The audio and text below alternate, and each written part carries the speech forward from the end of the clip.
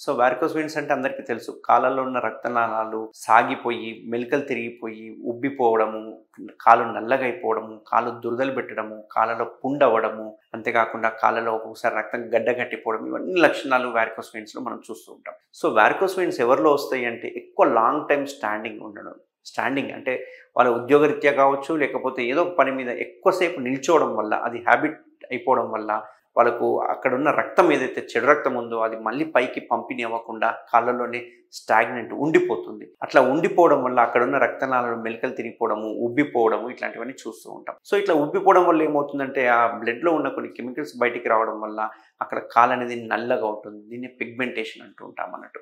ఆ పిగ్మెంటేషన్ అవ్వడమే కాకుండా మీరు బాగా గమనిస్తే గనక కాలు మెత్తగా ఉండాల్సింది కాస్త మెల్లగా హార్డ్ అయిపోతూ ఉంటుంది అన్నట్టు. దీన్ని లైపోడెర్మటోస్క్లెరోసిస్ అంటాం. ఎల్‌డిఎస్ అంటుంటాం. అంటే దీనిలో ఏమవుతుంది అంటే కాళ్ళలో ఉన్న చర్మం ఏదైతే ఉందో అది నల్లగా అయిపోయి ఆ చర్మం కింద ఉన్న కండ హార్డ్ అయిపోతూ ఉంటుంది అన్నట్టు. దీనివల్ల కాళ్ళు మెత్తదనం కూడా కోల్పోతుంది. కాళ్ళు నల్లగా అయిపోవడము, పిగ్మెంటేషన్ అవ్వడం వల్ల స్లోగా అక్కడ ఉన్న కెమికల్స్ రిలీజ్ కావడం వల్ల అక్కడ మనకు దురదలు స్టార్ట్ అయిపోతాయి. ఆ దురద వలన ఓసారి గోరు గుచ్చుకున్నా కానీ అక్కడ అల్సర్ అనేది ఫామ్ అవుతూ ఉంటుంది. సో కాళ్ళలో ఎవరికైనా ఉబ్బిపోయిన రక్తనాళాలు ఉన్నా, కాళ్ళు నల్లగైనా, కాళ్ళలో పుండు వచ్చినా, కాళ్ళలో ఇచ్చింగ్ వచ్చినా, కాళ్ళ వాపులు వచ్చినా అది వారికోస్ వెయిన్స్ సింప్టమ్స్ అంటారు.